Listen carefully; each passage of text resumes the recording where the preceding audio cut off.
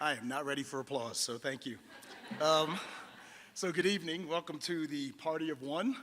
I'm certainly glad I'm not here by myself. But we're going to talk about some really important stuff tonight, being single, what it means.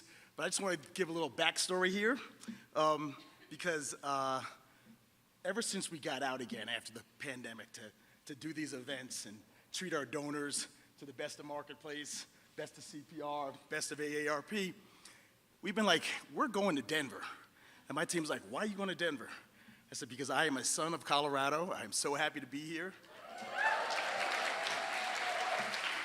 I am not a native, but I went to University of Colorado. I'll start with I'm a member of AARP too.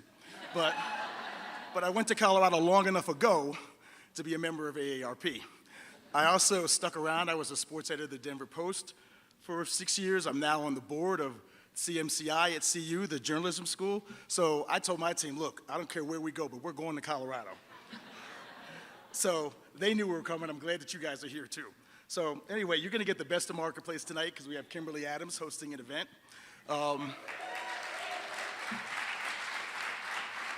Thanks to Colorado Public Radio, because look at this full room. We wouldn't have had this without them and all the accoutrements. And then, of course, AARP, which is really driving this conversation for us. So we're going to make sure we give them some love. I also want to give a little love to my team, Melody Perkins, who helped coordinate all this. Marissa Cabrera and Courtney Bergseeker are the producers. They are incredible, so you're going to have a great show. You know, we really want to hear from you, too. So we're going to stop the show early so you can ask us some questions, because this is interactive, right? And, you know, while we're thanking Colorado Public Radio and AARP, I want to make sure I thank you guys who are listeners, supporters, donors, because you're really the wind in our sails. You know, it's tough times economically, and without your help, we wouldn't actually be able to do the coverage that we do, have the conversations that we have, or pay Kimberly Adams. So thanks so much for that, because she's really important. So you're going to hear shortly from Stacey Alexander of AARP, but first we have a video to cue up the evening. So we'll get to that. Stacey will come out from AARP, and it'll be showtime. So thanks so much. I'm Neil Scarborough from Marketplace. Appreciate you all. Take care. Some unfortunate news for single women. Some data shows they're losing out in today's economy. Single tax is having to throw away half your groceries every week because you can't get through them all. Single tax is having no one to split your subscriptions with, your Amazon Prime, your Netflix, etc. Single tax is not having a second brain to help you, so you end up spending more. One of the biggest financial challenges for me as a single person has been paying rent, and I know I'm not alone in that experience. I pay for everything on my own, and I don't have an extra $500,000 a month extra to invest in. I really don't. I would love that. The minute a boyfriend moves in, the minute I have an extra $2,000 a month. Probably. My biggest financial challenge being a party of one centers on my dog when it comes time for me to go on business travel. Currently, we either rent a car or take a train about 5 hours to friends who can watch him, then another few hours to the airport nearest them for my flight. And then there's inflation, of course. Now that's at a 40-year high. Some experts say it's hitting single people even harder because they're not splitting expenses. We're effectively run in this country via the Democrats, via our corporate oligarchs, by a bunch of childless cat ladies. I can't afford to have a kid. Okay, I can barely afford to take care of myself right now. So many people ask the question, have you ever thought about having children? Like, I mean, my child gave my life meaning. I'm like, are you saying my life is not meaningful? I'm single, I'm 41, but I'm not looking. No, I'm not in the dating pool trying to date right now. People who are single at heart, and I'm one of them, love being single and we want to stay single. And somehow the rug gets pulled out so quickly when people put me in the, you should be married. Why aren't you married yet? Like, what's wrong with you? My name is Stacey Alexander, and I'm the Vice President of Thought Leadership at AARP, and it's a pleasure to be with everyone here today. It looks like we have a great crowd. A little bit about AARP.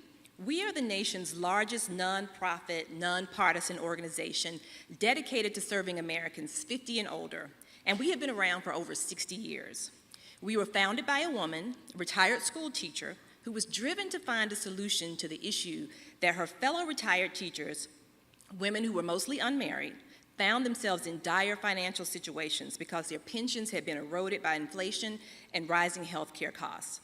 Dr. Andrus was determined to develop an affordable group health insurance policy for retired teachers and was turned down by 42 companies before she found one willing to take a chance. Fast forward to today, AARP's mission is to empower people to choose how they live as they age, and we still work with that same tenacity as our founder to seek solutions to seemingly intractable problems. We have offices in every state and U.S. territory, and we work to advocate on issues relevant to people 50 and over, backed by a world-class research and policy team.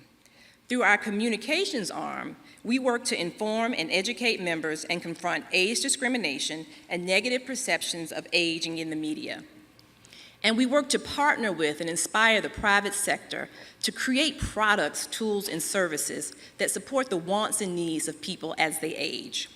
We also have a foundation where our litigation team is housed, and they are actively fighting against fraud, exploitation, and discrimination through the court system. And here in Colorado, we have a very dynamic state office, and our colleagues are here in the building with us tonight. They are doing the work of supporting livable communities and improving public places in Denver and throughout the state, and making sure that people have opportunities to stay informed, engaged, and active, while also advocating for policies that support and protect people as they age. And based in Washington, D.C., I lead our thought leadership team, where we cultivate research, insights, convene innovative thought leaders, and establish partnerships with the goal of elevating and advancing breakthrough ideas that impact the way we age today and in the future. And when we look at the trends that will shape our future, we see that people all over the world are living longer and working longer, which means that they are continuing to contribute to the global economy in trillions of dollars. We call this the longevity economy, and it is fueled by the talent, aspirations, and investments of an increasingly aging population.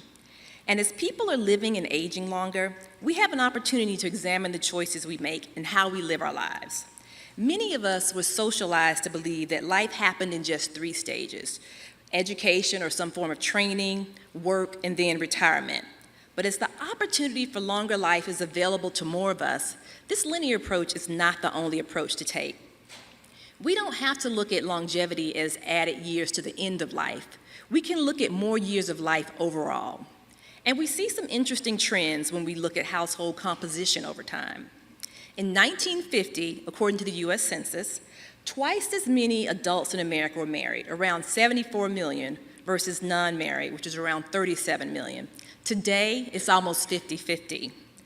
In 2022, single-person households made up just under a third, about 28% of all households. This is nearly double from 1970, when it was 16%. This group is growing, and we at AARP have invested in better understanding their concerns and needs in each stage of their lives. A recent AARP survey asked married and unmarried adults across all ages how they felt about their financial security.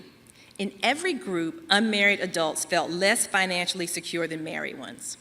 Now, there are a lot of reasons for this, which our research goes into, but a key takeaway is the very real opportunity to help educate and make it possible for single people of all ages to learn about the benefits of financial planning, which I know the Marketplace team will be digging into later this evening.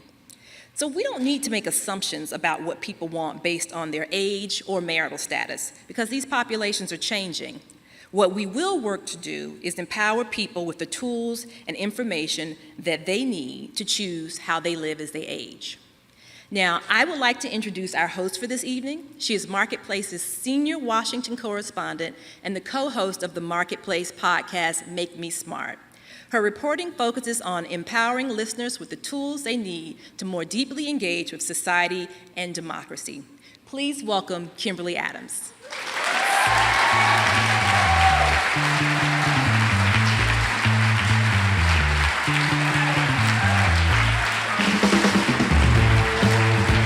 And hey, everybody. I am so happy to see all of y'all. How's everybody doing tonight?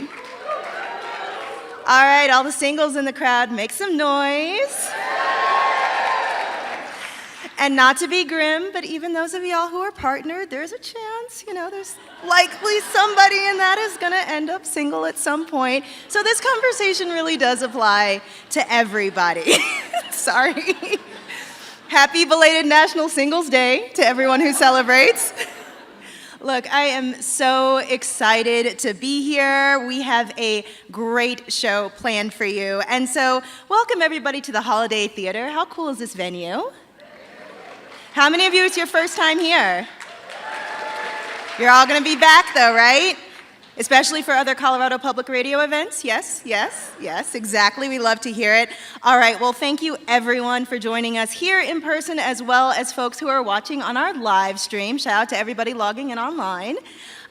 We have so many interesting guests for you tonight. We are going to discuss what a growing single population that Stacy just explained means for society and, of course, the economy. We've got a bunch of guests from right here in Denver. We're going to hear from a financial advisor who can give us some advice about what aging singles need to do to prepare for aging and retirement. We're going to hear from a panel of singles. But first, we are going to kick off our evening with an expert on the topic, Peter McGraw. He is a behavioral economist, a business school professor at the University of Colorado Boulder, which I imagine some of y'all have attended, and also a bachelor. He hosts the podcast Solo, A Single Person's Guide to a Remarkable Life, and he is the author of this wonderful book here, Solo, Building a Remarkable Life of Your Own. Peter, welcome to the stage.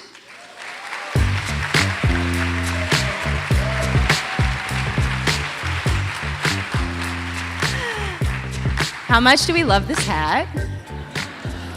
Hi, Kimberly. Hi, Peter.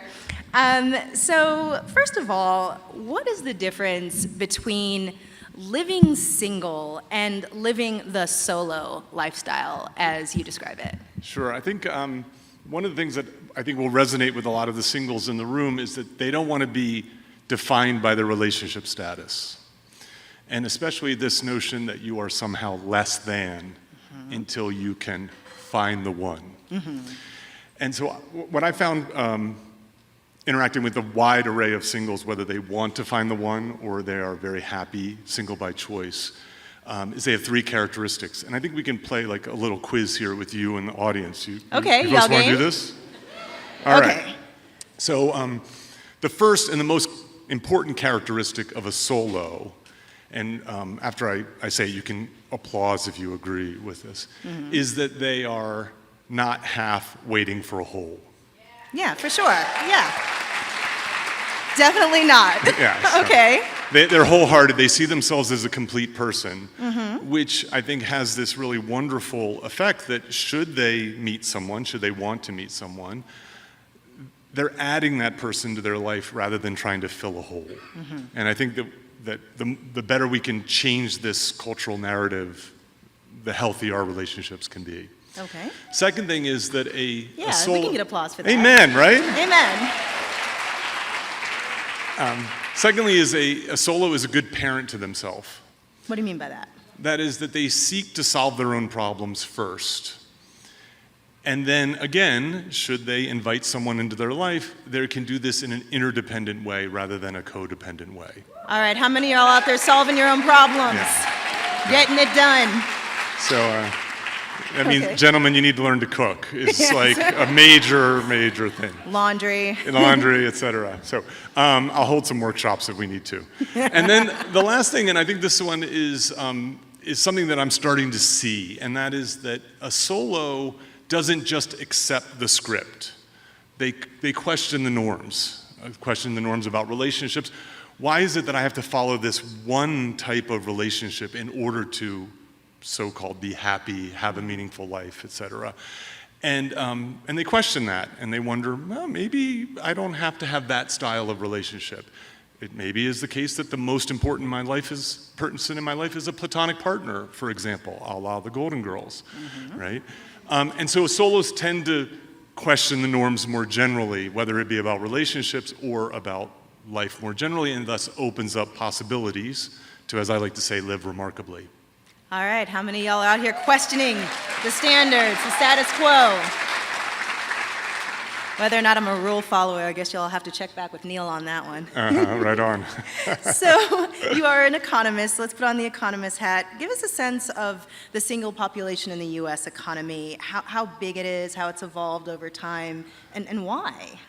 It's enormous. And it's kind of shocking that very few people are paying attention to this. This is such a wonderful forum. It's something that you don't see very often. So half of American adults are single. That's 128 million. This is a shocking number. Compared to 1960, 90% of adults would get married. And they did so on average by age 21. And which is, I mean, I teach 21-year-olds. Fill in the blanks.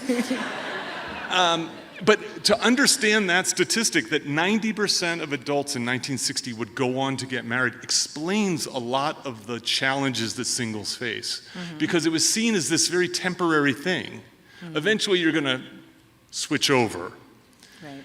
And half the workforce is single. 25% of millennials are projected by Pew Center to never marry. And don't get me started on Gen Z. Like, talk about marriage, why? Yes, exactly. Right. And so this is fundamentally not just shifting cultural norms, but it's going to change the economy. And when businesses start to pay attention to this, they're going to start creating products and services for singles. When governments start paying attention to this, they're going to start needing to change zoning laws to accommodate a difference in housing. So I think one of the most shocking things is 28% of households in the United States are one person. It's the most common form of household. The nuclear family is now number 3. Wow. Yes. And this is obviously creating a lot of tension because we're still seeing lots of like suburban homes being made rather than high rise. I mean, round of applause if you like your apartment living. Love my apartment living. Right? Because you get to share common spaces with your fellow residents, and you get to have a nice small footprint. And if you like to set the temperature exactly the way you want it, it's quite nice. You're talking about how society was sort of set up for couples because the single was supposed to be temporary, but that meant that so many of our laws are designed for people not just to be in partnership, but married. Yes. So can you talk a bit about how policy actually shapes what the financial lives of single people looks like? Indeed, yeah. So, we live in a world built for two, and it's really pervasive, and it's easy just to sort of accept it because that's the way it is, right? So, for example, you have two people who pay into Social Security. One of them is married and one of them is not. They've done the same work, they've paid in the same amount. The married person has an additional benefit. And I'm not able to designate a special benefit to someone for when I die, for example. There's over 1,000 laws in the United States that disadvantage singles, that married people have access to. This happens in your workplace. So if you're a single person in the workplace, you experience 3 things. You get fewer benefits because now you may get the same salary, but you don't get the same benefits, right? So you're not able to add someone as a beneficiary to, for example, your health insurance, right? Which, is one of those kind of things where like it changes the course of people's lives. It makes people less entrepreneurial, right? Because they need this job to get health insurance, or they need to couple up to get health insurance. You're often asked to pick up the slack because your personal life is not as valued oftentimes because you're not going to ball games or recitals. None of us know what that's like, right? And then also, there's a whole bunch of things which, again, if I'm in the sweet spot between weddings and funerals right now, but when I went through the wedding season of life, I was forced to take vacation days to go to destination weddings and to give gifts and so on, which all was fine when everybody got married, but as a lifelong single, you have to buy your own crock pot, right? And so it's kind of everywhere in a sense. And so I'll say this to close your But question. do you have an Instapot? Right? We know that it can be different because it is different in other places. So in Scandinavia, which happens to be among the happiest places in the world and feature the most singles, they have family of one policies. So policies are given at the individual level and not at the couple level, and it opens up choice. Right? I'm not anti-marriage. I want people to choose a path one way or another, not because they have to, but because they want to. Why do you think in this economy in particular, what we're living through right now, it's so much more expensive to be single? Well, I mean, the housing costs are the biggest one because, I mean, there are some, just straight up advantages of coupling up, whether it be romantically or platonically, and that is you just get to share expenses. And so we were 6 million doors short in the United States with regard to housing. Right. And so that drives up prices, and it obviously differentially drives up prices for people who desire to live alone in that way. That's the most pressing one. But then again, it's like death by 1,000 cuts, right? It's like it's the tax breaks, it's the lack of benefits, and over the course of a lifetime, it's not trivial. So let's talk about solutions. You mentioned some of the things that they do in Scandinavia. What are some things that could be done here at the local, state, national level to make it more economically viable to age in particular while single or solo with the same kind of benefits that folks who are partnered do? Yeah, I think that this is something that's really, I think, surprising, is that we have very little advocacy happening for this particular group, despite its size. And I think that some of it is that the cultural conversation is it's temporary. And it's not temporary. So half of those US adults who are unmarried are not seeking love or lust at the moment, right? So whether for now or forever, they are pursuing other things. They're pursuing education, they're building businesses, they're making art, they're caring for elderly parents, which singles do disproportionately. They're volunteering in their communities, which singles do disproportionately, right? So much for selfish. But I think one of the places, there's sort of two ways to take it, which is, and I think we'll talk about it, at the individual level, how is it that I can reduce my cost, right? Live flexibly, maybe give up some of the trappings of the American dream, in order to be able to move through the world with some more optionality and be able to afford what is now luxury living, single living. And then the other one is, what advocacy work can we do in terms of fighting NIMBYism,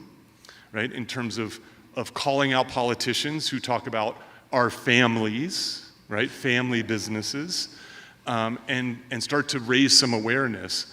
I would actually say the most important thing that anybody in the audience can do is to just live your best life as a single person unapologetically and be willing to have those conversations to try to start to shift those cultural winds in a different direction. No shame in being single. Thank you, Peter. Yeah, my pleasure.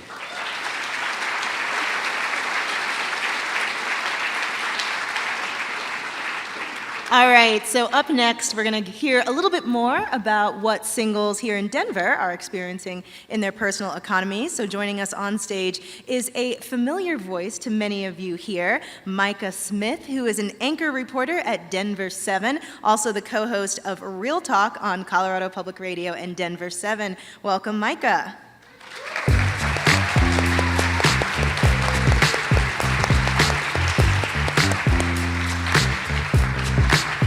And we also have joining us Denverite Andrea Dunphy. Come on out, Andrea.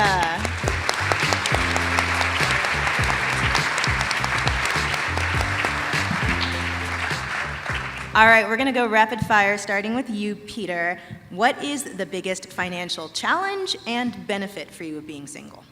I'm going to start with the benefit, which is the nuclear family is surprisingly risky. Say more.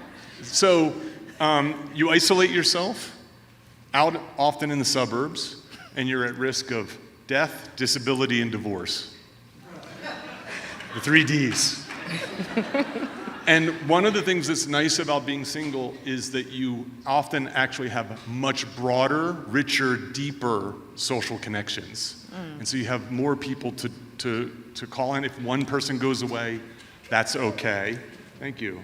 And moreover, you have total control over your finances, right? That is nice. You don't, a gambling addict, a shopaholic, an alcoholic, any sort of addict in your life, for example, is kept at arm's distance typically in that sense. And if you're coupled up, it's really a surprising thing for a lot of people that world can be so risky. Here, you get to have control over your finances. So what's the challenge? Is that you can't share costs is the main thing. Is like so a couple pays the same amount for a hotel room as I do, even though the value is twice as much for them. Micah, what about you? Okay, I would say a benefit is I do what I want when I want. Yeah. It's pretty great. But because I do what I want when I want, as Peter said, it's very expensive. And I also think being a single person, society imposes a lot of rules on you. So navigating these rules that are not always overt can be very tough. Andrea? The same thing. It's like I can do what I want and I can make choices and it only affects me, so I can make smart financial choices looking into the future. I don't have to worry about what somebody else wants to do, good or bad. So that's the benefit for me. And there's nothing really bad that I think, except for travel. I pay for Airbnb instead of splitting it. So that's kind of the downside. Yeah, and there's those single supplements sometimes when Yes. you're traveling. Well, Andrea, let's stick with you. You are a mom of 2, Yes. happily single by choice, as we can all see by her big grin. For you say that being single led you to economic opportunities. Can you talk about that? It really did. Well, I wasn't always single. I was married until I wasn't, and I had 2 young children, so I had to make some choices on how I can provide for our future forever and not rely on someone else. So I went to school, and I got my doctorate. And then by having that... We love it for you. And then by having that, it provided an opportunity to move out of state and follow the dream job I wanted. I didn't have to ask a partner if it was okay, or I can't go because of your job. So it really provided me the freedom to make those moves, to take a different job and make choices for myself and my family. Micah, how are you sort of navigating the economy being single as a young adult? Wow, it can be tough. I think I, for a long time, put off a lot of my dreams and a lot of my goals waiting to be partnered up. And so, for instance, I wanted to own a home. That was such a big dream of mine because as a reporter and anchor, we always do stories about Black home ownership being really low. And I'm like, how can I do these stories and not own a home? But I kept telling myself, well, you can't do that on your own, especially in Colorado with these housing prices. And so any goal that I had that I felt was too big, I was placing a hold on it, placing a pause on it. And then finally, one day, I was just like, well, let me just see. What does this look like if I were to own a home on my own? And happy to say now I am a homeowner on my own. Which led to other things. Like I thought, I'll probably never be debt-free if I'm not sharing my bills with anybody. And I was able to be debt-free. And so it just led to a lot of amazing things once I finally opened my mind to it. So I'll say this, it's been tough, but I think for a time, I was almost my biggest block. I was my biggest challenge to overcome because I was waiting for this miraculous partnership to come in my life to accomplish these things. Peter, you're nodding because you hear this so much. So much. Go ahead. Oh, I think that, again, you can't escape culture when you talk about this topic, because what we as humans are very good at doing is we're very good at following rules. And it's often the rules are made for the betterment of society and not always for the individual. And so you're told this is what success looks like, and you're also told you are less than until you accomplish these things. It could be home ownership, but it is typically, and this is, I think, oftentimes the mark of adulthood, is to start a family, is to get married. And that's why I like to say that solos are good parents to themselves. That is the mark of adulthood. Can you care for yourself? And so I don't think it's fair, and I don't want anyone to ever feel like their life is less than until this thing that may or may not come about happens. And when you see yourself as wholehearted, it opens up these possibilities. Like, what am I waiting for? And there's economic costs to waiting sometimes, right? Well, yeah, certainly in terms of things like saving. And then also, like the future is uncertain, right? And so, like, if you want to do that trip to Paris and you're waiting for a partner, it's like, what are you waiting for? Like, the future is not promised in that way. And so I think it's very empowering for people to shift away. Again, you can still have these goals, but not waiting around in this liminal space, I think, is really empowering. Andrea, how have you sort of been able to make solo living a little more financially manageable, especially with 2 kids? Well, there was a time where my rent went up like $100, which at the time I thought was so much money. So I thought, oh my gosh, what am I going to do? I don't want to have that uncertainty that's always going to go up. So at the time, this was maybe 9 years ago, I decided to buy a mobile home in California where I lived. And I had a partner at the time, and I never, just a quick disclosure, I've not had a partner live with me since I've been divorced because, not trying to do that. And so he said, that's not a good financial move, but I felt like it really was for me. And so I bought it, and I lived there 7 years, and then when I sold it, I really sold it for double the value, and so I made a lot of money off of it, so I was like, aha, I was right. And so that is what really helped me to do the things on my own, like make the move for the job and, be able to help my kids in college and things like that. So I feel like that was really a good move. And any of you can respond to this. Who among you are dating right now? I am. Ish, you are? Yes. So I think I saw you on the app. You saw me on the... Oh, no, he didn't. I'm kidding. I'm kidding. I'm app-free at the moment, so I'm just joking. Oh, that's funny. How do you all think about your personal finances when it comes to dating, especially living solo? And I can't help but think, Peter, about what you're saying about sort of being rule breakers when you're solo, and that gets into gender roles about money and paying and all these things. Micah, do you want to speak to that? Sure, I can. I think the dating landscape has changed a lot. And when we talk about, I won't go too deeply into politics, but I've seen and heard a couple of stories of if you're a feminist, we go 50-50. I have no issues with going 50-50 with anybody, but with that said, I'm always thinking when I'm actually on a date from a financial standpoint, make sure I can afford everything that I order, anything that we're doing. I got myself if that's how it goes. I'm also open to if the date wants to pay. I'm fine with that as well. But I do think also dating in a bigger city, which Denver's pretty big, it can start to get expensive as well. Just from a safety standpoint, I meet everybody in public. I don't even really like to drive my personal car. I know sometimes it's really nice to say, oh, I want to walk you to your car. Just from a safety standpoint, that's not really my thing, but Ubers add up. So, a night out can easily cost you $100. And if you're constantly dating, if you're going on a date a week, that's $400 or $500 a month. Yeah, I know when I go out on dates in DC, I always bring enough cash so that if needed, I can pay the bill and walk out. Exactly. Boom. I Quick am ready exit. to go. What about you, Andrea? What's your experience? Well, I often date people that might have children, so I'm really sensitive to the cost of dating. So I really prefer the first date to not really cost a lot, maybe coffee or something similar. And then when I plan events or things for us to do, because before there was a time I wasn't dating, and so I paid for everything myself. And so I kind of go with that now. I think, am I willing to pay for myself? And I suggest very reasonable activities. And sometimes if it's something I want to do, then I'll buy the tickets and let's go. And then sometimes I'll buy the tickets. And so I look at it like that, and not really get so caught up in these really expensive things and these vacations. I don't need that. I can go by myself. I have a tip. Yeah. You're being very careful here, Peter. No, I'm good. This is good. Okay. I've censored like 3 things I was going to say. The Denver Art Museum, Okay. the Museum of Contemporary Art, All right.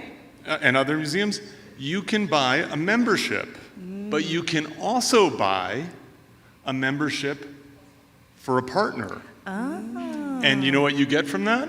Free dates. Free dates. Nice. Look at Right? him. So dropping the knowledge. pricing, so if you look at it, the pricing seems unfair, but if you're a single person dating, it ends up being great because you can just, this is my wife this week. This is my wife next week. Does everyone You know? at the Denver Art Museum know you now? You think you're like All right, so for all of you, what kind of, that was one good example, but what other kind of money lessons or advice do you have for single, solo people who are trying to kind of navigate this economy on your own? Well, anything else, Peter? Meal prep.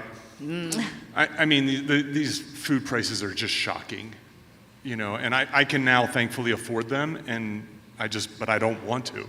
Okay, the marketplace reporter in me is obligated to say that inflation is slowing and food prices in many cases are actually decreasing.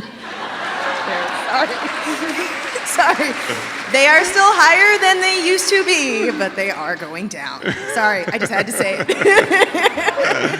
So I just think, you know, so in terms of both eating for longevity and eating for financial longevity, you know, I meal prep hardcore now.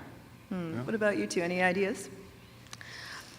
I would say for a bigger purchase, I'll go from a bigger purchase standpoint. I just didn't know how many resources are actually out there to help you become a homeowner, become debt-free, whatever it is, if it's a bigger purchase or a bigger goal. So just look for what's out there. Don't limit yourself. Don't think that you need a dual income to do these things.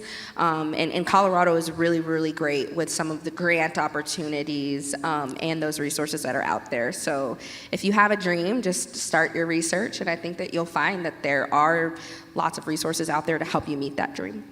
Andrea? Well, let's see. I think for like entertainment or to be social, I'll do things on Meetup because Meetup's free and I get to socialize, hang out with people, or maybe I'm just paying for a meal or something small like a hike we're going on. So that's one of the things I do instead of like expensive things because you just want the experience. I know that many of you have reason to be apolitical, but I can't let you off the stage without asking about your reaction to the childless cat lady comments. Wait, but what? The childless cat lady comments. Oh, come on. Okay, so I do have some cats. How many? 2. 2. I said what one are their for names? every decade. I need to know their names. Bubba and Trix. Okay. But to be fair, they're actually my son's cats. They follow him around, and they don't even I'm like the spare human, but still I'll take it. I got 2. I'm allergic to cats, but they're very cute. They're very cute. On a more serious note, I'll just say this. I think that as a single woman, I get put into a box because I'm not married. Whether it's at work, I work the holidays because they're like, you don't mind, you don't have kids, you don't need to be there when they open gifts on Christmas. And it's like, I'm somebody's kid. I'm somebody's aunt. I'm somebody's, cousin, granddaughter. And so when I hear childless cat lady, I hear somebody diminishing the role that I have in my family. No, it may not be that I started my own nuclear family, but I'm loved, and I think I deserve love and respect.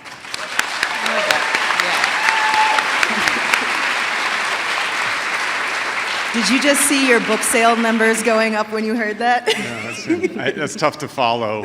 I would say that, first of all, it just shows a shocking lack of awareness of the demographic shifts that we're undergoing, and that people on both sides of the aisle are single. But I think the other thing that it ignores is that the rise of singles is a story of the rise of women. Come on. Yeah. And the precursor to the cat lady was the spinster. And the spinsters could work the spinning wheel and they could earn their own money and they could escape being owned by a husband or a father. And so to diminish the cat ladies of today is to diminish these trailblazers, these pioneers. It was not easy to be a spinster. It was constant pressure to conform.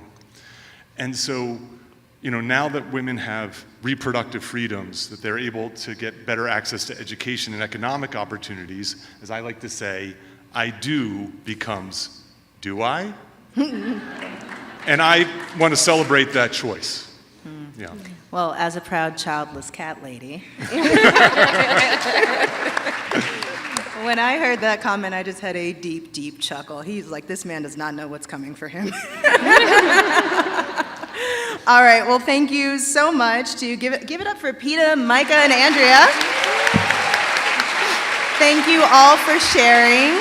You guys can go ahead. We are going to hear from them again during the question and answer period, so save your questions for that. But for our final segment this evening, we are going to get to the nuts and bolts of how to make the single economy work. We're going to talk about money, finances, and aging, and whether we are single or in a relationship right now, many of us are going to end up living on our own for a variety of different reasons. So we need a plan for that.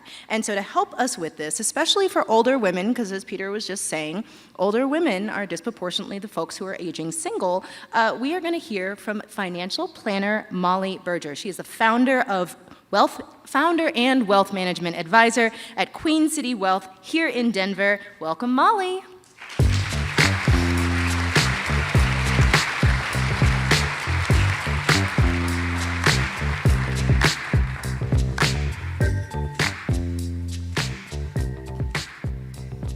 By the way, everyone, that's the famous Drew Jostad, if you ever watch Make Me Smart.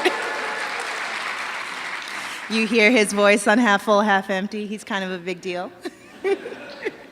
So, Molly, thank you so much for being willing to come here and share your expertise. Now, for the record, you're partnered, but you have a lot of single clients. So talk about how it's different doing financial planning when you're a single person versus when you're partnered. Good question. We, in our firm, believe everyone is unique and has their own unique financial plan. I mean, financial planning just by nature should be tailored to who you are, what your personal, future financial goals are. So there's not a ton of difference of financial law is written this way for married people or this way for single people, but there can be things that we sort of look at differently if you're not partnered. I think especially in how we look at risk, a lot of financial planning is planning for the unexpected or unknown or the oh no kind of situation. So in example of you have a serious health issue that impacts your ability to work, it might be more important for you to have disability insurance than somebody who is partnered or married. They have someone else's income to rely on to pay their bills. You might not. So just a little example like that. As we've heard this evening, married couples tend to have more wealth and they're able to split expenses. Is there more to it than just the splitting of expenses that increases the wealth of married couples over singles? I think other panelists touched on our tax code is a little bit different. Lots of retirement planning and types of retirement products actually are kind of designed for married people, so that could be a little bit different. But we find that sometimes people benchmark financial planning. Oh, I'm going to get my financial plan together when this happens in my life, when I get married or when I have a kid or when I, get this salary level or something like that. So I think that can, hurt people who are single because they're kind of, benchmarking something that maybe doesn't happen or doesn't happen kind of soon enough for them to start their own planning. So you mentioned that, it may make more sense to have something like disability insurance, but what are some of the other things that single people really need to plan for when they are relying on their single stream of income and themselves as they age?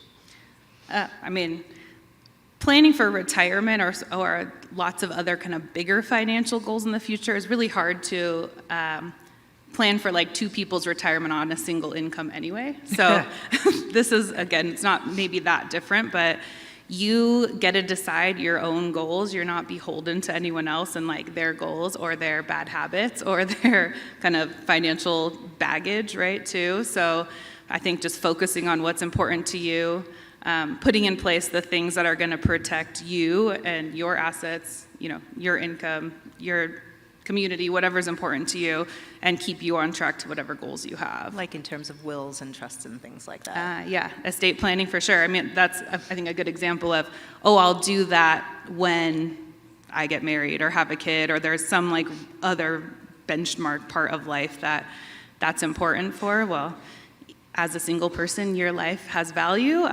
If something happens to you or you pass away unexpectedly, likely someone else is going to get impacted in some way, someone you care about. So things like that are still important to put in place: estate planning, financial planning, all the things.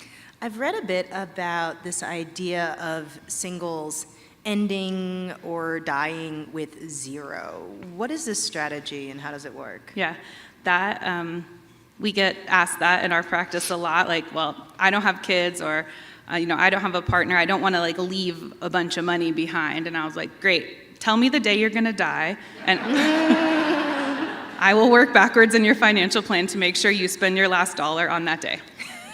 Most people don't know that, right? So it's our job as financial advisors to make sure you don't run out of money while you're alive.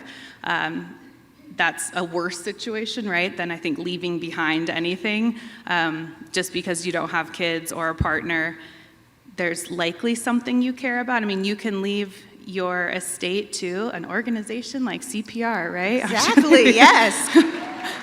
They did not pay me to say that, but there's they don't have the budget for that probably, right? Yeah. You'll get some swag. Yes. Or, I mean, anything you care about, right? Your life and estate has value, and the unexpected loss of you, or whenever you do pass away, hopefully it's a nice long life and you lived all your dreams, but you're probably going to leave something behind, I guess. And again, though, it's a worse scenario to run out of money while you're alive. Right, and you're also thinking about expenses related to planning or handling your estate after you're gone. You don't want to leave that burden to a friend or family member or something like absolutely, that. Yeah.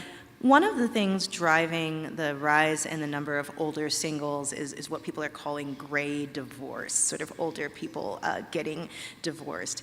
What kind of impact does that have on someone's financial situation as they age?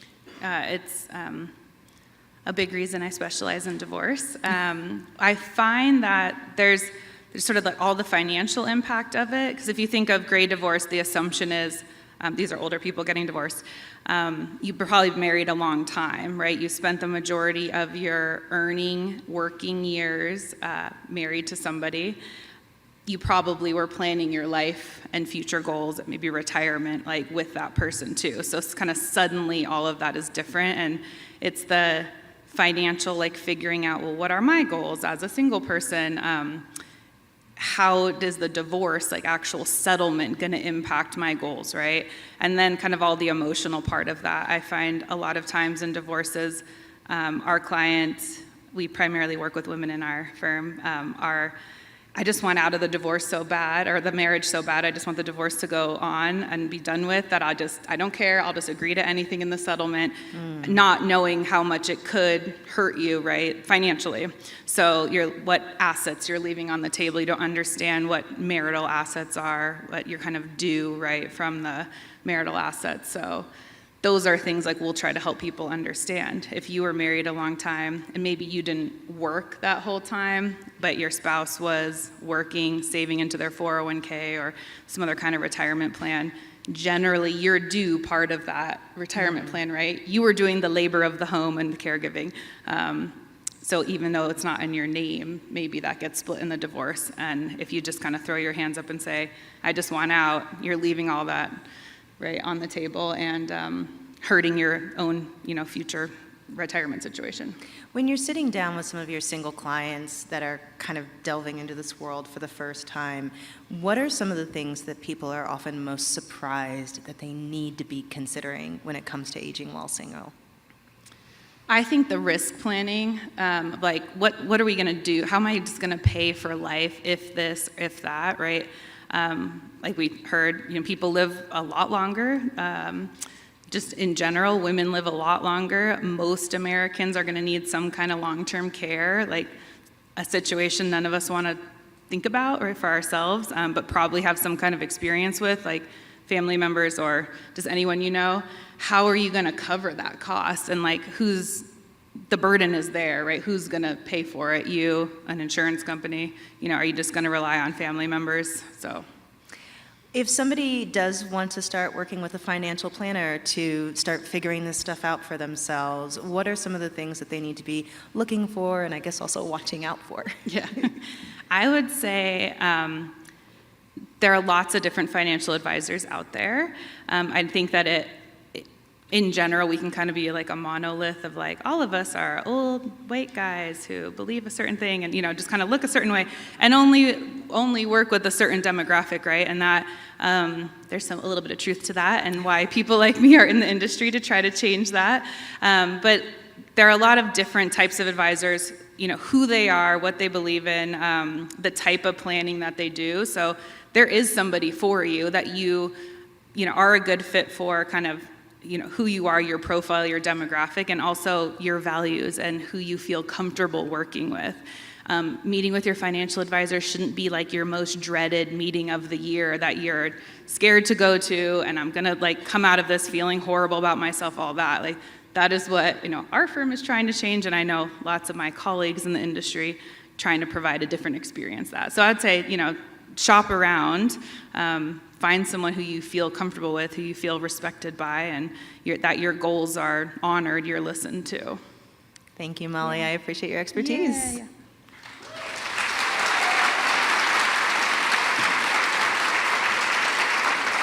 Okay, so now it's time for the most fun of the evening, which is going to be our question and answer session. So let's bring all of our guests back out onto the stage. And if you have a question for any of our panelists, you can come up to the front. There's a microphone right there. And just line up and please, give us your name, where you're from, and ask your question. But please, please, please, please keep the questions concise so we can get to you, as many of you as possible. That would be ideal. But while people are coming up with their questions, which I'm sure are going to be riveting, we wanted to play a little game. Are you all ready? Okay, so this game is called Who Pays More? And you guys don't get to answer because you probably already know the answers to these questions. But we want to know who pays more, singles or couples? And in this case, we're talking about couples without kids. So the way we're going to do this is I'm going to read you a common thing in the economy that you have to pay for. And I'm going to ask for you to give a round of applause if you think that singles pay more, and then a round of applause if you think that couples pay more. You ready? Okay, here's the first one. Who pays more for car insurance? Who thinks that it's singles?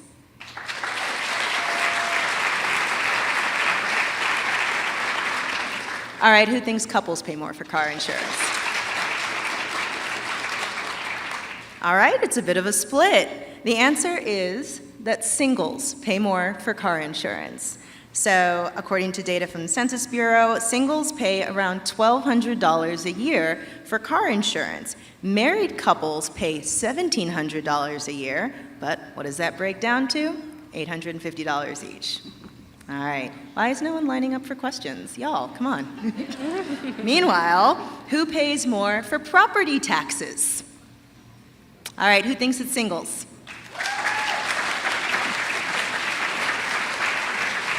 All right, who thinks it's married couples paying more for property taxes?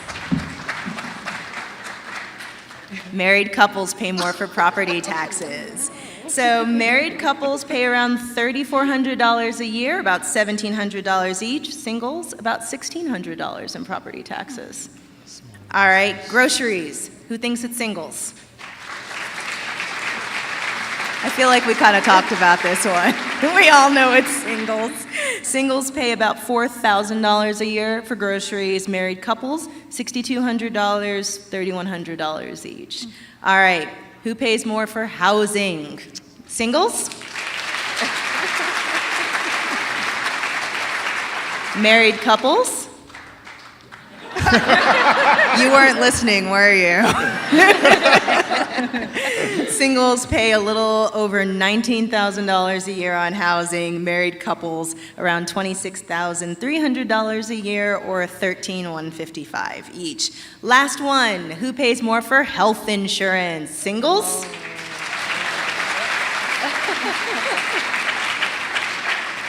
Married couples. Married couples pay more for health insurance. So married couples pay about $5,700 a year, or $2,850 each. Singles, a little over $2,600 a year. Although I do think it's important to highlight what we said earlier. I can't put my bestie on my health insurance plan even when she needs it, whereas if I married a dude I met a month ago, I'd be fine. So there's that. All right, let's move on to our question and answer. Our wonderful guest in her Make Me Smart hoodie, yes, which you can get on Marketplace's website, by the way. Introduce yourself and what's your question? Hi, A little bit closer to the mic. Hi, I'm Sarah, and I'm from here in Golden. And my question is, since I am married, but as a married person, like, what can I do to support my single friends or the singles in my community? Or I know you mentioned like advocacy and like changing the laws. Like, what can I do? How can I make you feel more like accepted and culturally included and everything? Peter, you want to take the policy Well, side of it? first of all, and the let's rest hear of it for us- our married allies. Yes, our married allies. It's a wonderful question. I appreciate you asking it. I think the first thing is to include us. Right? There's a saying like, we don't like odd numbers at our dinner party. Right? And actually, like, oftentimes the single people are the most fun. So, invite us to your events, is the big one. The other one is just like not defaulting into the script, right? So, is there anyone special? Is something that not just Aunt Sally says, but our friends say. And so I think some of it is instead, rather than being kind of relationship focused and assuming people are headed to ride this relationship escalator, ask them, how are your cats? Right? Or ask them, what travel are you doing? These, even little things like that really, I think, are inclusive. All right, go ahead. Hi, I'm Harrison from Arvada. And my question kind of tacks on to your game, Kimberly. Okay. Effective tax rate. Has there been any look from any of our panelists who know effective tax rate compared to single people to partnered people? If only we had a financial person on the panel. So, on effective income tax rates, I can't answer that one, but one thing I will say that I've noticed in my personal life is that with the 2017 Tax Cuts and Jobs Act, it increased the standard deduction, right? And it also put a cap on SALT taxes, your state and local tax deduction. I get the entirety of that SALT cap for me, including my, the whole thing. My married friends, they're divvying that up, so they are getting less of a tax benefit in that way. On income taxes, I'm not exactly sure on that one. But hopefully that helps. The question is just what's the difference in benefit?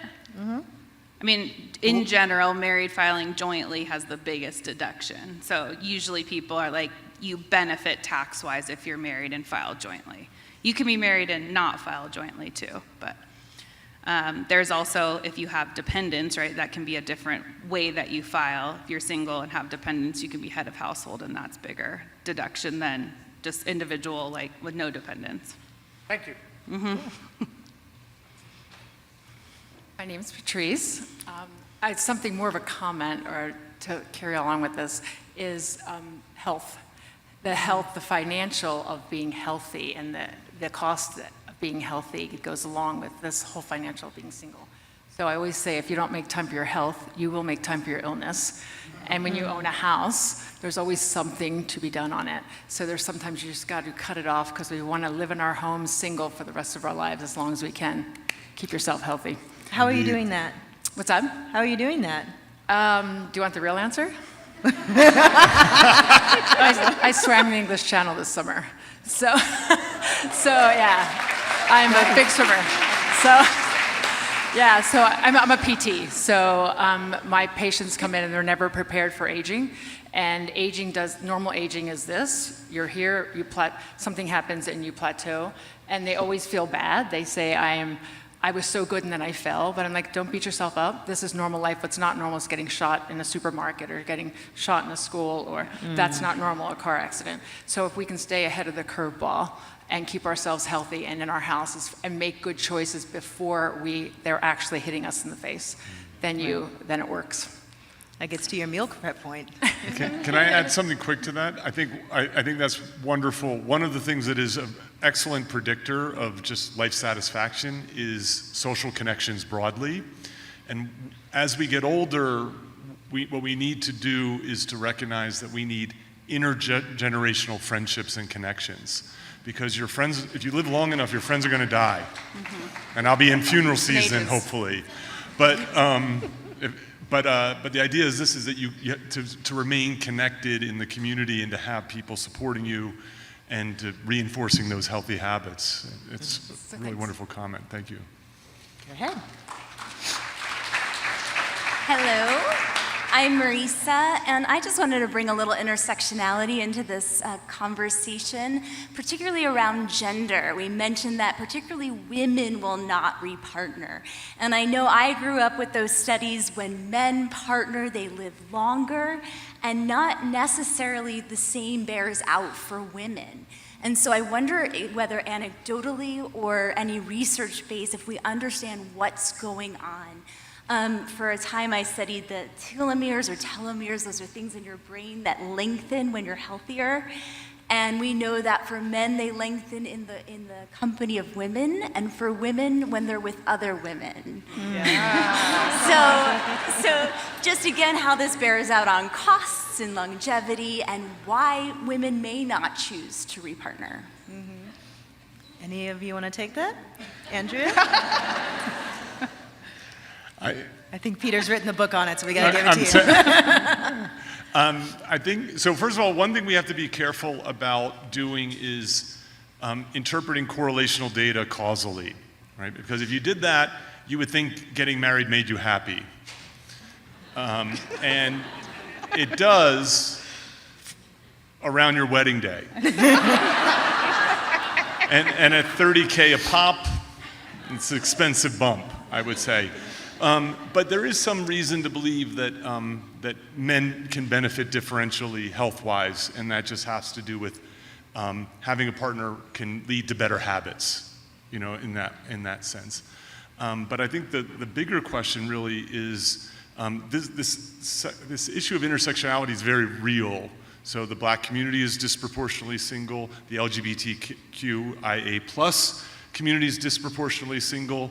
The disabled community is disproportionately single, and a lot of these communities get completely left out for that reason, that they don't fit this norm or they don't follow this script for a variety of economic, cultural, historical reasons. And so finding a way to elevate our connections, platonic, alternative romantic partnerships, et cetera, is essential, knowing how important it is to have other people supporting us. And several of those groups that you mentioned also have disproportionately lower wages, lower earnings over time, over their lifetimes, higher health risks for more expensive diseases. African Americans much more likely to have diabetes, high blood pressure, et cetera. And those are all things that can contribute to the costs of aging, especially when you're aging alone, right? Go ahead. Hi, I'm Isaiah. I'm 21 and I'm from Boise. Idaho. Yeah, Nice. Idaho. I've come a little bit. So something I see in a lot of my friends is this very bipolar feeling state where it feels like they're either in a relationship and they're doing good and they're cruising good, or they're out of the relationship and it's just like they're in despair and they have this hole like you talked about.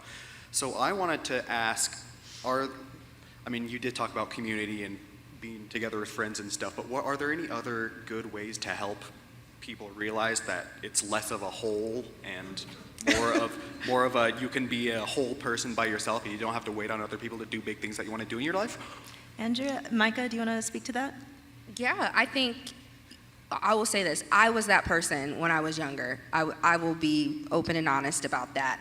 But one thing that I started to do was when, if I was going through a breakup and my friends would invite me out, I would go. I think it might have been a Facebook post, don't judge me too much on this, but someone posted on Facebook, like, start saying yes. Like, just start saying yes to stuff. Instead of giving reasons why you have to say no, start saying yes when someone invites you out. So I was going through a bad breakup. My friends started inviting me out. And for a month straight, I'm not kidding you, I said yes to every single thing. And while saying yes, I was like, why am I doing this? I just want to sit at home on my couch. But I never once regretted the yes. Every time I went out, I realized, wow, my friends are amazing. Like, I'm doing things I never thought I would do before. And that was really helpful for me to get out of this idea of, I need a partner to do this thing, or I'm so sad, I feel incomplete. And once I actually put myself in my network physically and went out and did things and started seeing other aspects of my life that were there all along, I just wasn't seeing it because I was so caught up in one situation. It was extremely, extremely helpful. And so now if I'm going through a turbulent time, I know I just say yes, and usually 1 or 2 nights out with the girls, I'm feeling like myself again. I'm feeling good. Yeah, I like that. Hey there, my name is Alex. I live here in Denver. Being single as an adult has been a journey for me, and it's come with a lot of shifts in perspective and acknowledgments of things that I've gotten wrong in order to move forward. What things strike you as parts of your journey that really were those change motions? Andrew? Well, for me, it was, I just decided to be happy with myself, do the things that were really important to me, go after the activities that I enjoyed. And then I was just so happy living my life. And then, oh, look, here's a partner I just met because I was happy living my life. And so I figured out that the partner is not really what makes you happy, it's yourself. And then when you're living happy, you attract more happiness. Mm-hmm. Yeah, I like that. Anybody else want to give a moment? Did you have a moment that really kind of struck you? I had 2 moments, I think. So I threw myself a bachelor party when I was 34 and a new professor. And it was, so if you move to Colorado, people will say, I want to visit you. When I lived in Columbus, Ohio, no one wanted to visit me. But then I was moving here and they're like, I'm going to visit you. And so what I did was I concocted this reason for everyone to visit me, which is I'm going to have my bachelor party. But I was not getting married. And so I said, if I ever have a real bachelor party, you can come to that. So we celebrated my singlehood across a weekend.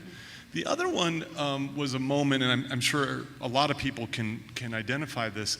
I like to say I've had some near misses in my life, and I was grieving one of those near misses. I had just a broken heart. I was just a mess. And I just remember having this moment of insight where I realized I am happy in my single life. That if I were to get married, it would be good, but it would just be a good, different path. And it allowed me to sort of reflect on being in good health and approaching some financial security and doing meaningful work and having this wide and deep group of friends that is completely ignored by this script that we're supposed to be following. And so I was able to see, while this relationship had ended, it wasn't a failure. I have to say, one of my favorite moments, I turned 40 last year, and thank you. Like a lot of people have said, I felt like I was waiting to do a lot of things, either for a partner or for my friends to be available or something like that. And so I decided that over the course of the year when I turned 40, I was going to try 40 new things. And I made a list, I made a Google Doc, and I shared it with all of my friends, and I said, show up if you want to. If not, I'm going by myself. And I did 40 new things, and lots of people showed up. And it just made me realize what an amazing community I have. And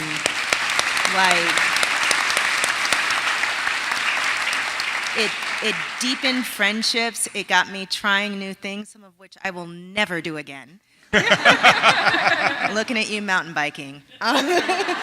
But it really made me realize that my life was full and rich and wonderful and full of amazing people, and it helped a lot. Next. Hi, my name's Yuna. I'm from Littleton, and I was wondering, did you ever face any pressure or judgment from family and especially parents for choosing to be single? And then how did you deal with that judgment? And did they maybe change their minds after seeing you guys' achievements? Micah, do you want to try that one? I've definitely faced that judgment. I had to have a heart-to-heart with my mom and dad because my mom was like, is there anyone special? And I'm like, no. She's like, well, Micah, they don't have to be perfect. It could just be somebody. You gotta say, I'm special, Mom. I'm like, Mom, and then here's my dad, if you have a girlfriend, you can bring your girlfriend too. We're an inclusive family. I'm like, parents, chill out. But after that, and they're amazing, I love them, but I kind of had to sit them down and just say, hey, I really feel like you're tying my worth to me being married and to me having kids. And now I'm avoiding you, and I love you. I love spending time with you, but I'm avoiding you because I don't want to answer these questions. I don't want to talk about, a failed relationship or a bad date. I just want to be present with you. I just want to be here. I just want to be me. And when I think I spoke from that place, and it was a place of hurt, but I was really transparent about it, it's pretty much stopped. They kind of wait for me to share. And I think sometimes parents, loved ones, they think they're being helpful. They think, in some way by asking you about it, maybe it's helping you along a path that they want you to go down, not realizing that it can be really hurtful and it can be really painful because you're feeling diminished in a way. So I think if you're comfortable enough, be as transparent and open and honest as you can be, because I just don't think people realize how harmful and hurtful that can be. Thank you. I'd add, write them a letter. A letter is good. 'Cause then they can't talk my back. name is Lena. I was wondering, financially, socially, and planning-wise, is being a solo traveler easier or harder, like specifically with international travel? Andrea? Andrea, do you have experience with that one? Yeah. So traveling solo is the best.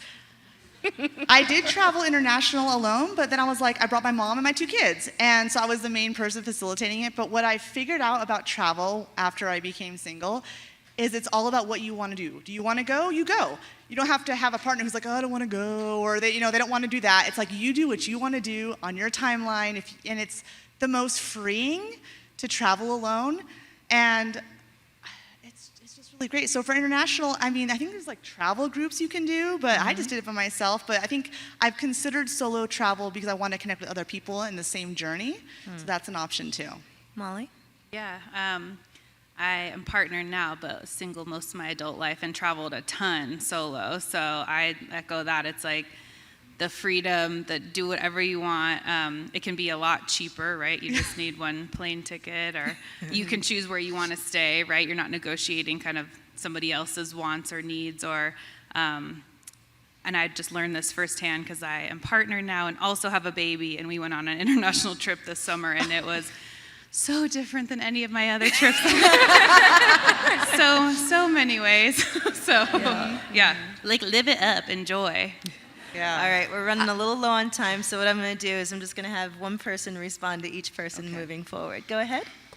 Hi, my name is Shauna. I'm a Colorado native, and I want to mention that I have a broken heart every day based on what I see happening in this state and in the world. And I can't go to a public meeting without introducing the concept of the environment that we're all facing and the challenges and the impact that that's going to have on everything we've all been talking about tonight. I cannot let an evening go or an opportunity go without throwing the elephant into the living room and saying, how long can we keep doing business as usual? I know we have to worry about sustainable living and food and relationships, which can either help or hinder the way we feel about eco-depression and environmental devastation and so forth. But I cannot let a gathering go by without, and I don't expect an answer on this, without just reminding everybody that how long can we keep doing business as usual on this planet? And worrying if I can hop on to that point, I think especially aging while single, this has been a huge issue in Florida, where you have so many people who've retired to these communities that are now being devastated by climate change and are facing extreme financial vulnerability. Molly, as people are planning for longevity, how should they consider those sorts of things? Yeah, it's. I'm really glad you asked this question. in our practice specialize in ESG, which is environment, social governance. And so it's looking really at risks of everything in more dimensions, right? It's not just like, oh, does this company that we want to invest in, have solar power, or like one kind of singular thing like that. So I find it to be my fiduciary responsibility to look at the full picture, right? Well, do you live on the coast in Florida and your, asset of your home is likely going to be impacted by climate change more so than if you, lived physically just somewhere else? So I think it's a great point, and it's something all of us absolutely need to be concerned with, for our health, for our families, for the future, for financially, in every way. For our planet, ethically. Yeah, We have to exactly. make this decision every day about how we're going to go forward. And I'm not hearing it in this panel, in this discussion, in this concept. Not that I expect it to, really, but so I can't let a gathering go by without reminding everybody, hey, our planet has got bigger issues than any one of us individually. Well, thank you. I appreciate you bringing it Thank you up. for letting me have time.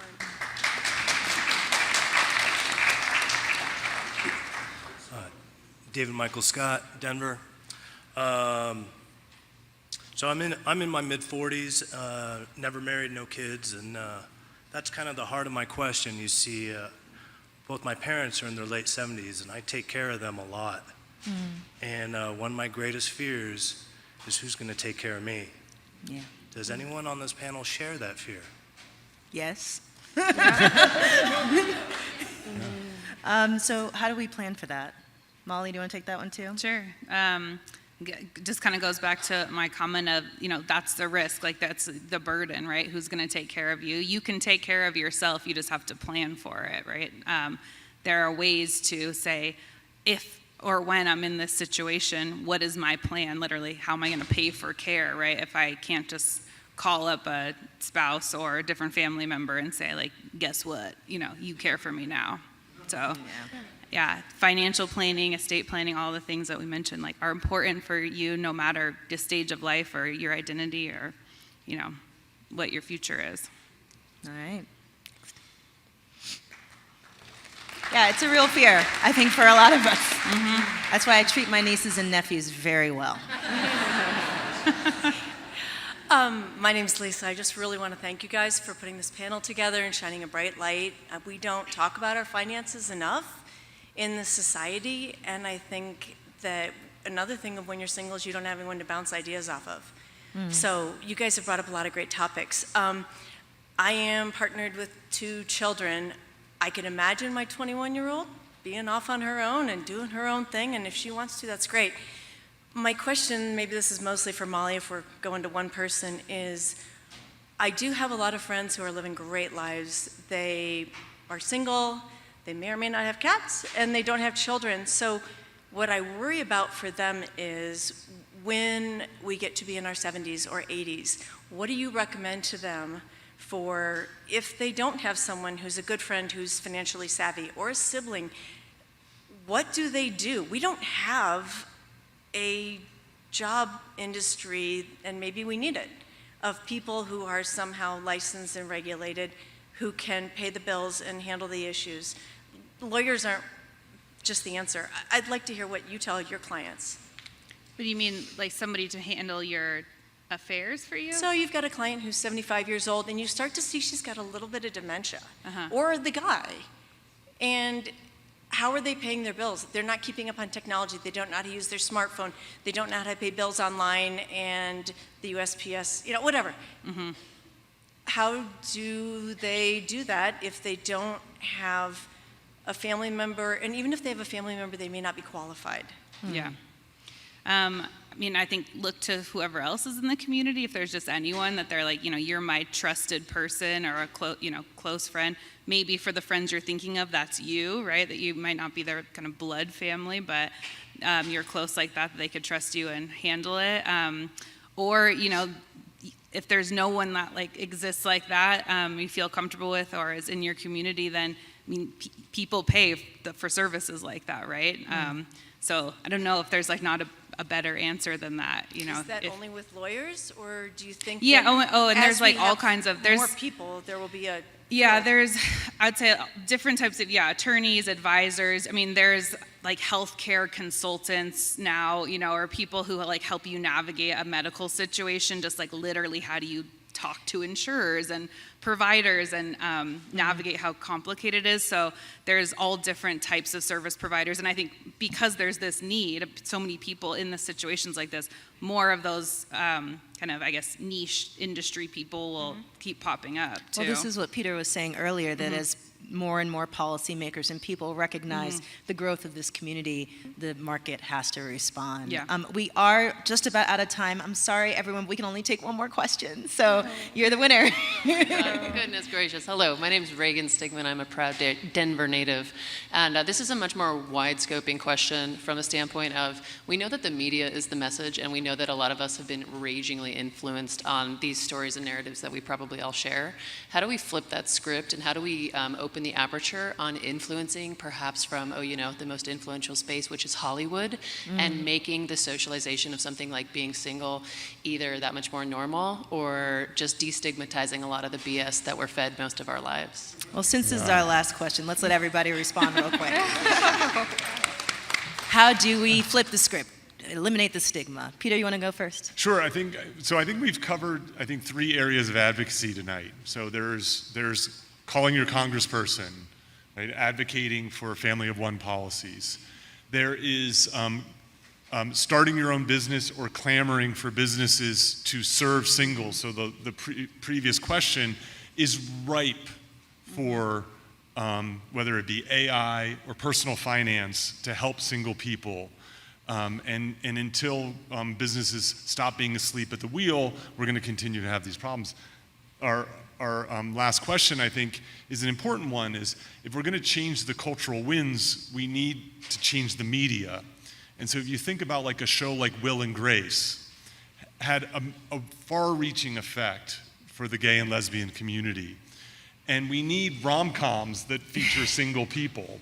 We need love songs about something more than this one very tight, specific type of romantic thing. And some of it is, we're going to need to make it.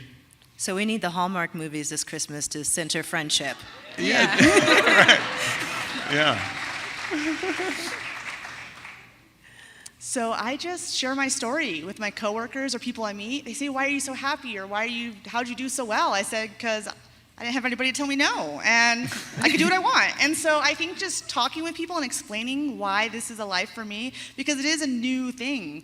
They ask you the questions of, are you going to meet somebody? And I'm like, no, I'm just so happy. I don't want to mess that up. So I think just sharing with people, the more and more we share, the more it'll become the norm, that's what I think. Yeah. I would say the same thing. I think just being transparent with who you are. I'll say when we were in the green room and we were all just kind of chatting and talking about life, I instantly felt just a relief and a connection because there were no expectations. I knew there were no questions coming my way about a relationship, but I was also very open with, like, I'm single right now. I'm dating, but I'm fine. And I think the more that we just talk amongst each other, kind of share who we are openly and honestly, but also make sure that we're not pressing expectations against anybody either, I think that we'll start to slowly see the narrative change. I think sort of more on like the tactical approach, and I see a lot with Gen Z just doing things differently, maybe even just out of you have to, right? So there's a lot of young people attempting home ownership, but like communal home ownership, right? Or like, housing costs and wages are just not going to make it possible for me as a single person or a young person just in general to achieve, the American dream of owning a home. Well, I have my siblings or my best friends, and why can't we all just band together and do it together, right? And it's just a different way of approaching something that the old, dinosaurs that run our society and our financial system and write policies are never going to think of. So all the young people here who are even just asking these questions, keep doing you and pushing the boundaries. Our society follows money, right? So you think of something, you put it on TikTok or wherever you go, wherever you do, society, law, everything has to follow that or will follow that. And I think, round of applause. And look, part of changing that narrative is you all being here tonight. You all are going to leave here with more information and more tools for discussion to have with your own communities about this. And so you're actively participating in changing this narrative. So thank you, everybody, for coming out, and thank you to our panelists. So I'm so happy to see all of you. This Marketplace Live special, Party of One, The Economics of Being Single, was produced by the amazing, the wonderful, hardest working woman in radio, Marissa Cabrera. Where is she? Yeah. She's probably out running around doing something. Marissa Cabrera and Courtney Berg-Seeker, Colorado Public Radio's events team has been amazing, so shout out to them as well. And a thank you again to the fine folks at the Holiday Theater here in downtown Denver. Cheers for them in this wonderful space. And of course, an extra big thank you to our sponsors, AARP and the Coble Communities, and all of you for joining us tonight. Thank you, everybody. That's it. Thank you, Kimberly.